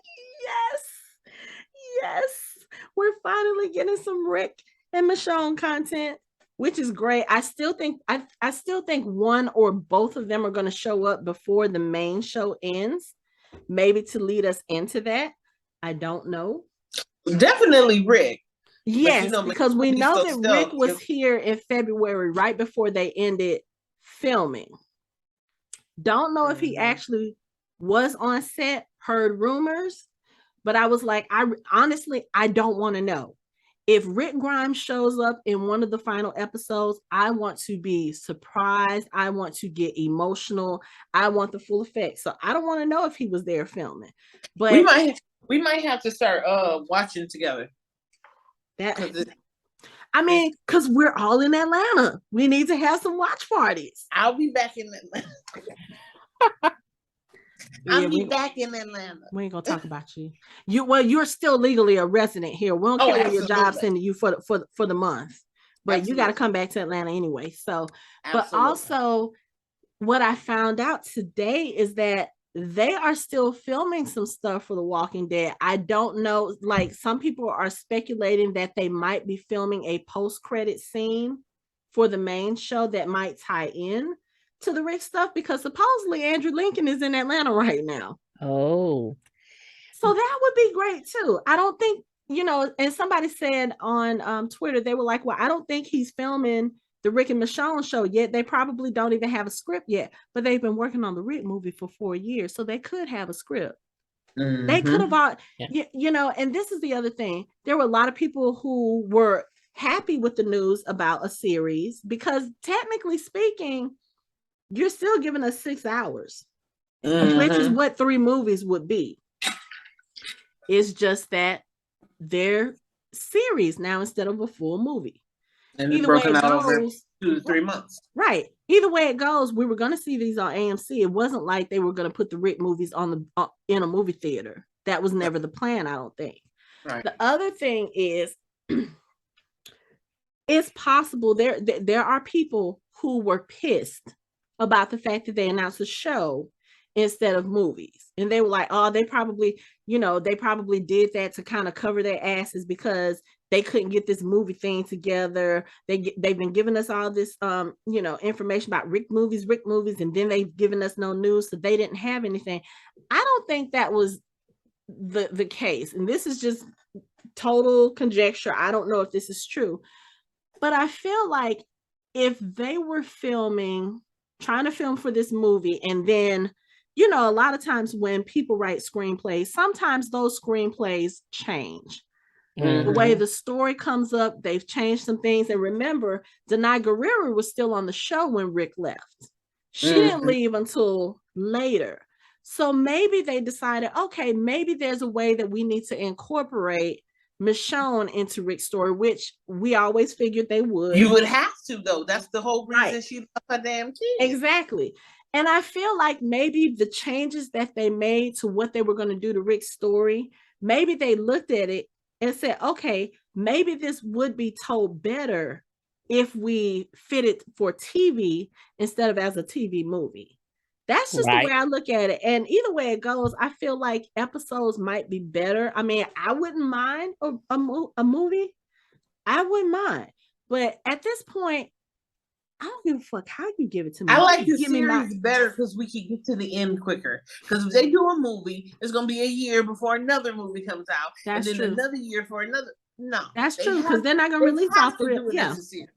And I think you get more meat in a series sometimes in a movie for little fluff that they got in there. But they really fighting for that time with that series. Yeah. And then because we are losing the main show, the point would be, because they know Rick and Michonne are two of the fan favorite characters. Everybody loved their relationship. He left and then she left to go find him. People are going to be tuning in to see what the hell happened. Period. Because she's been on the journey and he's been on the journey. So I'm sure those first 2 to 3 episodes is going to be her story, what happened to him, his story, what happened, her story, what happened to her, his story, what happened to him, and then probably by episode 3 they'll finally meet up. And then from there it's on to, you know, whatever adventure, going to get the kids, whatever they're going to do from there. Well, you remember I told when we talked about this, like at the beginning of the season, I told you how I felt like it was going to go down. I don't know how this is going to play, but just because it will be spoilery for Michelle, I'm not going to go into too much, but she already knows that Rick is not on the show and that Michelle is not on the show. So I feel like we know from the world beyond that Rick was taken to the CRM to get, you know, fixed from the explosion that supposedly killed him in the main show. Okay. We've seen clues in the main show that Rick is still alive and that Michonne has found out that he's still alive.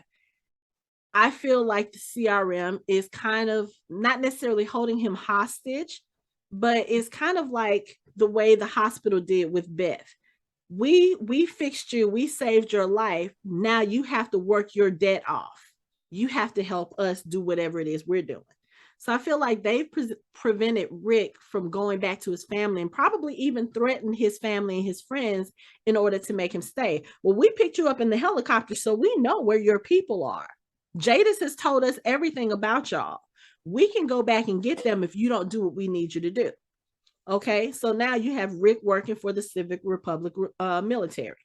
Then when Michonne left the show, she came across a group of people who were traveling. It was like a large group of people. She was helping two other people meet up with this group. Now, there were rumors during the World Beyond that this group was part of the Washington community that the CRM was getting ready to attack, and they were on their way to the CRM to fight them. So if this is the case, that means you've got Rick in the CRM, you've got Michonne with the people who are going to fight the CRM. Something tells me they're going to be fighting on opposite sides, see each other, and maybe not, I'm not going to say it's going to immediately be a happy reunion, because if Michonne sees Rick and he's with this group, she'll be happy he's alive, but she's going to be pissed. Like, where the fuck have you been? That part. Yep. Where have you been? Like, you don't even know you got a whole son. A whole son, and you got a daughter.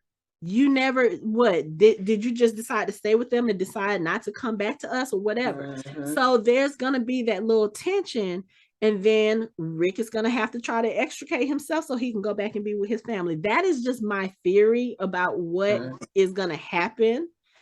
I have no clue if that's what's going to happen, But we know they have to meet up in some kind of way. And I don't think it's going to be a happy reunion at first in that sense. Right. Because right now, too much time has passed. That makes sense. It's been technically about, but I mean, it's been technically about 8 years maybe since Rick disappeared. So that's not going to be a happy reunion no matter how they write that.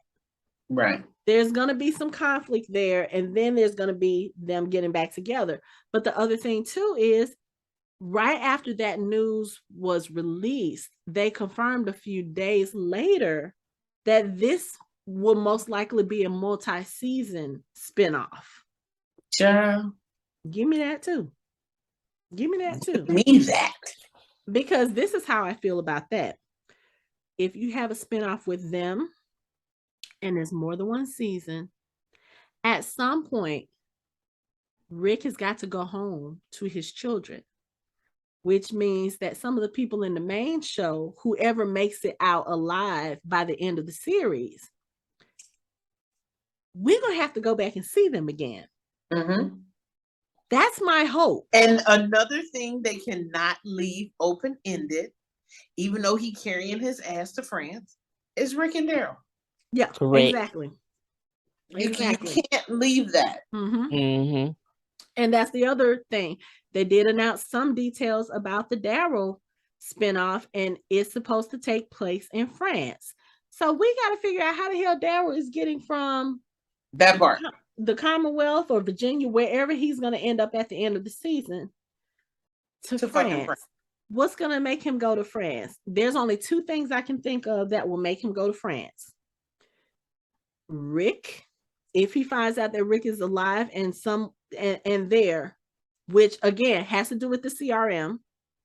And again, I really feel like the CRM is going to get pulled into these last 8 episodes in some kind of way, even if it is a post-credit scene. You have to tie it together somehow. The only other thing that will make Daryl go to France, of all places, is Carol. And I know that they are saying that Melissa McBride is not taking part in this spinoff, that she has opted to take a break. And I know there are so many people who are pissed about that. But he said it himself at Comic-Con. This story talking about him and Carol and Daryl's story is not over. Something tells me it can't be. She just wants to break. Just give her a year and then she'll be ready. Right. Because I mean, think about it. They filmed 24 episodes straight. They've never done that before. And then you're doing it in the midst of a pandemic. Right. After being closed for the pandemic. She probably like, yeah, you know what? Let me get my ass home. Right. So, I mean, there's so much going on with that. And then they're still they've already started filming the Maggie and Negan spinoff, which is also next year. Now, I don't know when the air date for the Daryl spinoff is. I don't think they've said yet, but we already know we're getting Rick and Michonne next year. We're getting Maggie and Negan next year. We're getting a Daryl spinoff. We may get another season of Tales of the Walking Dead. They are working on other things, and I haven't had a chance to watch the Talking Dead preview show yet because it's not showing up on AMC Plus right now for me. But they talked about a whole bunch of other stuff. Yeah. The Walking Dead universe is going on for some years. Yeah, absolutely. And I'm sorry. I know there are people out there. Why is this show still on? Y'all still watching? I stopped watching. Okay, you know what? Good for you. I'm here for the... Do you see my shirts? I am here for The Walking Dead. I am here for it. Give me all the things. All the things. All the things. Give it to me. I'm here. I don't care. Give Dog a fucking spinoff. I will watch it. There's a lot of story to tell. Give me a spinoff about the kids. I will watch it. Right. So, yeah, give it to me. I don't care. I'm just excited that we're getting more stuff. That's it. So, and then we have conventions to go to. Me and Casey still need to sit down and talk about Fandemic, and we need to talk about the spring camp event that we went to. There is a fall camp event that we're planning to go to. Michelle, I need to talk to you about that after we get off of here. But you know, we're going to the camp in the fall, which is Halloween weekend. So we're going to be doing that. They have announced again recently that there is going to be a fan event for the Walking Dead finale in LA on November 20th. Are we going? We are waiting with bated breath for them to release some fucking details so we can start planning. We going. Because we are going. I'm going come hell or high water. I don't care what I have to do. I'm going to LA to this finale event. You know, it's one of those things. It's once in a lifetime thing. Yeah, that is once in a lifetime. I gotta go.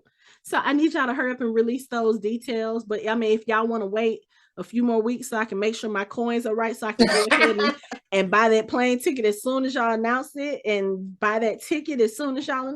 That's cool. Wait a few more weeks. Look, after Dragon Con. I would say after Dragon Con. But also Dragon Con. We are getting Walking Dead people at Dragon Con this year. Last year we only had Ross Marquand and Seth Gilliam.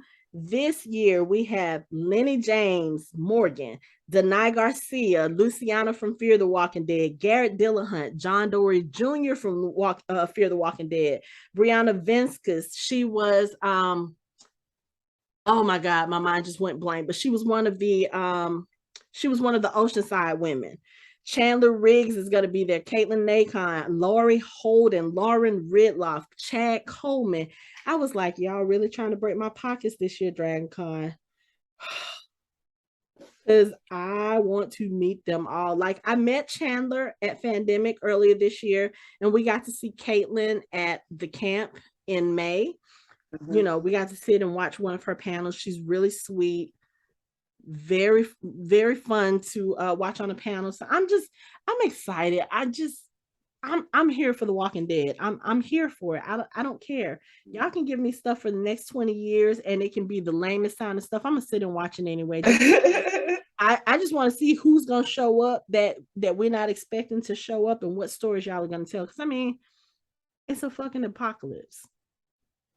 Y'all can come up with so many different stories about this world. Y'all can tell us stuff about what happened before. Y'all can tell us stuff about what happened during. Y'all can tell us about what happened afterwards. Y'all can go back to the beginning and talk about how this thing started in the first place, because we still don't damn know. Nope. There's so many stories they can tell. So I'm here for it. Give it to me, give it to me, give it to me. I'm going to go back to something you said. Rick has to be in that final episode because it started with him. That's how I feel too. Yeah, so it has to have him in that last couple of episodes, or the last episode. Right. I mean, I won't be mad. Like I said, I don't want to know. I know a lot of people. There were people who went to the filming locations when they were filming those final 8 episodes, and they were posting pictures online, and it was really pissing me off, because I was like, I understand y'all want to have the I don't know, notoriety for the scoop, you know, oh, we're posting these pictures, we're here and that. I don't want to know all that. I don't want to see all that on my feed. I really want to be surprised. Thankfully, most of the pictures that I saw, they put those in, you know, those scenes were in the trailer for the upcoming episodes. So I was like, okay, I don't feel like I've been spoiled now. But I don't want to know nothing about Rick. If he shows up in these final 8 episodes, I already told Casey, I'm going to lose my shit. I'm probably going to cry. Ugly tears. He has to be. And I'm going to be okay with it. Mm-hmm. So it's just a matter now of, like Casey said, where I'm going to be watching these episodes. I would really love to be watching the finale in LA with who knows how many other 100 or thousands of Walking Dead fans, or however they decide to do that. But even if I have to be here watching it at Nick and Norman's, which Casey and I have said, okay, we might be doing these viewing parties at Nick and Norman's every Sunday if her ass is in Atlanta. But but I just, you know what? I love the vibe of being around the other fans who are excited for the show. And I'm going to keep that same energy going. Give it to me until y'all do something like so ridiculously stupid that I'm like, okay, I'm done. It hasn't happened yet. Even with the big people dying that people are pissed off about, that people stop watching about. It's a fucking zombie apocalypse. Your most important people or your most loved people are not always going to survive that. And they're not always going to die in ways that make you comfortable. You know, nobody's dying of old age in this thing. So I don't mind those stories. I don't mind seeing character development for characters that we are supposed to hate. I don't mind questioning the motives of the people that we love. Like, okay, if they had come in doing this and we didn't follow their story, would we still be fans of it? I don't mind having those discussions, because that means that there's some good writing going on. That means that there's some exploration of characters going on. And that's what we want. I don't want the same thing over and over again. You know what I'm saying? Yeah. So I'm here for it. Me too. Like I said, give me all the things. Give me, look, I need more stuff to put on my Walking Dead wall. So, yeah, just give me all the things. I need more shirts, and I need more jewelry, and I need more just stuff.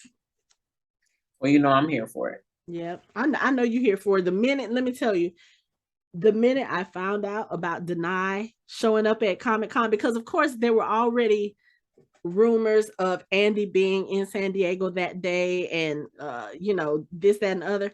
I was like, girl, Andy's supposedly in San Diego for Comic-Con. She was like, girl, if Danai show up, and sure enough, once that came across my news feed and I started seeing the pictures, I went to go look for the video and I sent it to Casey. And I was just like, she about to lose her shit. And did. So happy. Did. So that was like the best part of Comic-Con for me. But yeah, we need to make plans to go next year. Yes. So we're going to do that. We're going to keep following up with Tales of the Walking Dead. We're going to keep y'all posted about this fan event, and we're going to talk about Dragon Con once that is over and our experiences there. We'll probably talk about all three of the conventions at the same time: Fandemic, the camp, Dragon Con, and then, like I said, the camp for the fall dates. That's Halloween weekend, so we'll be talking about it. So we're going to be doing a lot of Walking Dead stuff between now and November. So we will definitely be talking about that stuff. But y'all have any final words before we close this out? No, ma'am. Nope. All right. Well, in that case, that's it for our show. You can find us online at www.fandomhybrid.com. We are on social media on Facebook, Instagram, and Twitter at Fandom Hybrid. You can watch our videos on our YouTube channel and listen to us on all major podcast streaming platforms. Thanks for listening. We hope you join the conversation next time.